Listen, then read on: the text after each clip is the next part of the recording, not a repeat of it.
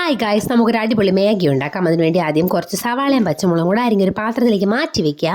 വേറൊരു പാത്രത്തിൽ കുറച്ച് വെള്ളം എടുത്ത് അടുപ്പിലോട്ട് വെച്ച് അതിലേക്ക് ഒരു തുള്ളി വെളിച്ചെണ്ണ ഒഴിച്ച് മാഗിയും കൂടെ ആഡ് ചെയ്ത് നന്നായി വേവിച്ചെടുക്കണം. വെന്ത് വന്ന മാഗി വെള്ളമൊക്കെ മാറ്റി ഒരു പാത്രത്തിലോട്ട് മാറ്റി വെക്കുക. എന്നിട്ട് ഒരു പാനിലേക്ക് കുറച്ച് എണ്ണ ഒഴിച്ച് അരിഞ്ഞ് വെച്ചിരിക്കുന്ന സവാളയും പച്ചമുളകും കൂടെ ആഡ് ചെയ്ത് ജസ്റ്റ് ഒന്ന് വഴറ്റിയെടുക്കുക. അതിലേക്ക് മുളക് പൊടി, മല്ലിപ്പൊടി, മഞ്ഞൾപ്പൊടി ഇത് മൂന്നും കൂടെ ആഡ് ചെയ്ത് ഒന്ന് മിക്സ് ചെയ്തതിന് ശേഷം നമ്മുടെ മാഗി മസാലയും കൂടെ ആഡ് ചെയ്ത് കൊടുക്കുക. ഇത് മൂന്നും കൂടെ നന്നായിട്ട് മിക്സ് ആവണം. വെജിറ്റബിൾസ് നന്നായിട്ട് വെന്ത് വരേണ്ട ആവശ്യമില്ല. ഇനി അതിലേക്ക് ഒരു ഇത്തിരി വെള്ളം കൂടെ ഒഴിക്കുക. വീണ്ടും എല്ലാം കൂടെ നന്നായിട്ട് മിക്സാക്കി എടുക്കുക.